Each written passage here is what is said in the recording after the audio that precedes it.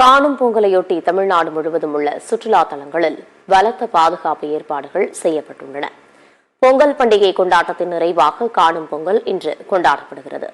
இன்றைய தினம் சுற்றுலா தலங்கள் உள்ளிட்ட முக்கிய இடங்களில் உறவினர்கள், நண்பர்கள் சந்தித்து மகிழ்ச்சியை பரிமாறிக்கொள்வது வழக்கம். அதன்படி பூங்காக்கள், வணிக வளாகங்கள், திரையரங்குகள் ஆகிய இடங்களில் இன்று மக்கள் கூட்டம் அதிகமாக காணப்படும். இதனால் முன்னெச்சரிக்கை நடவடிக்கையாக எந்தவித அசம்பாவிதமும் நிகழாமல் இருக்க தமிழ்நாடு முழுவதும் பலத்த காவல் பாதுகாப்பு போடப்பட்டுள்ளது. குறிப்பாக மக்கள் அதிகம் கூடும் இடங்களில் கூடுதல் காவலர்கள் பாதுகாப்பு பணியில் ஈடுபடுத்தப்பட்டுள்ளனர். காணும் பொங்கலையொட்டி சென்னை மெரினா கடற்கரையில் பலத்த பாதுகாப்பு போடப்பட்டுள்ளது.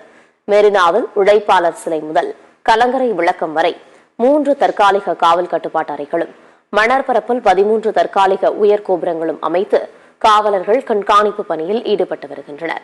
இந்நிலையில் பாதுகாப்பு ஏற்பாடுகள் குறித்து ஆய்வு செய்த திருவல்லிக்கேணி துணை ஆணையர் சேகர் தேஷ்முக் குழந்தைகளின் பாதுகாப்பிற்காக அவர்களின் பெயர், பெற்றோர், தொலைபேசி எண் அடங்கிய பேண்ட் குழந்தைகளின் கைகளில் கட்டும் பணியை தொடங்கி வைத்தார்.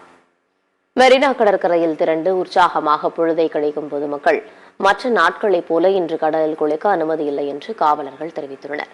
மெரினா, பெசன்ட்நகர் உள்ளிட்ட கடற்கரைகளில் இரவு 10 மணி வரை மட்டுமே பொதுமக்கள் அனுமதிக்கப்படுவார்கள் என்றும், தேவைப்பட்டால் சூழலுக்கு ஏற்ப மெரினா கடற்கரையில் சாலையில் போக்குவரத்து மாற்றம் செய்யப்படும் என்றும் காவல்துறை தெரிவித்துள்ளது.